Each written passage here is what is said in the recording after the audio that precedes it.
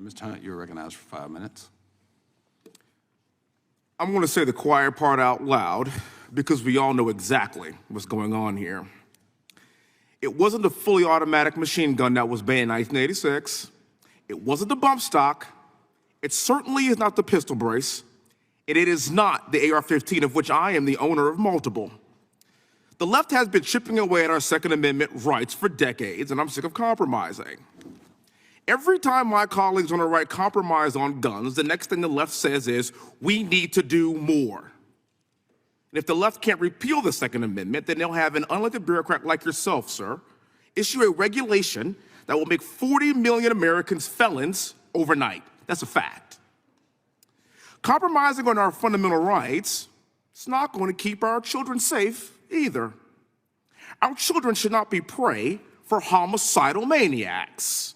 And our schools should not be as safe as we have here in Congress. They should be far safer than we have right now. And if we're willing to spend $113 billion in Ukraine, then we could pay to keep our children safer.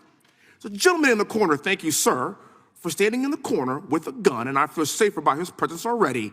And every school should have you present. I was in high school when Columbine happened, and prior to Columbine, we didn't have the level of violence that we're seeing today. In 1986, you can walk into a store anywhere in this country and buy a fully automatic weapon. And being from Texas, acquiring a weapon has always been relatively easy in my lifetime. Were there more or fewer mass shootings across our country when machine guns were available? I think we all know the answer to that. But we still weren't having these problems because it's not the guns, it's our core values that have plummeted. The left has been chipping away at our rights for years. They've also been chipping away at our core values. In 1960, 61% of Black Americans were married. Today, that number has plummeted to 30%. I am a current member of Congress today because I was raised in a two-parent household. We ate dinner together every single night. We prayed before dinner. We get to the church every single Sunday. My parents were heavily involved in my education. I said the Pledge of Allegiance every single day proudly, and I know every word to God Bless the USA by Lee Greenwood. Because of these values, my sister, my brother, and I all graduated from West Point. We all served our country honorably. There's 60 years worth of military service just in my immediate family, which is by definition the American dream. It's because of these values. A recent Wall Street Journal survey came out and it kind of confirmed these decline in our core American values over the course of the past 25 years. The question was, what values are viewed as, quote, very important? Patriotism. In 1998, 70% surveyed felt like patriotism was very important. Today, 38%. Religion, 62%, very important. Today, 39%.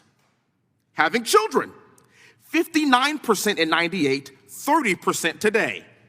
Community, 62% in 98, 27% today. The guns haven't changed. The guns have always been available in the United States. Our society has changed, and it's changed drastically, in my opinion, for the worse. So where does that leave us today?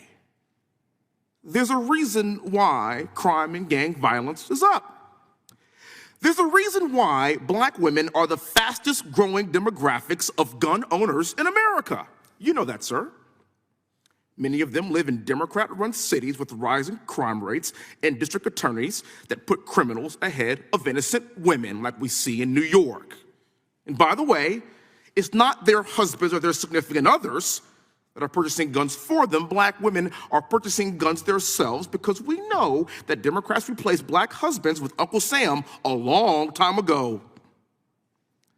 I've been listening to my colleagues on the left talk about guns all day. You have no idea what you're talking about. I fear that if you can't tell me the difference between a man and a woman, I am not surprised that you don't know the difference between 5.56 and 300 blackout. The problem with this administration is always having people that are appointed to run these agencies that aren't fully qualified, that don't understand exactly what's going on and how things work. And if I were running the ATF, I would know a thing about the F in ATF. And by the way, for the record, that's firearms, sir. It's firearms. And with that, I yield back. Thank the gentleman. Chair recognizes Mr. Van. Hey, before you click on the next video, if y'all could do me a big favor and hit that like button. The algorithm loves it, and so do I, because it helps promote these videos and get the message out about what our government has been doing. Don't forget to hit that subscribe button and turn on your notifications, because every time I put out a video, you want to know about it, right? Thanks again, and have a good one. See you on the next one. Peace.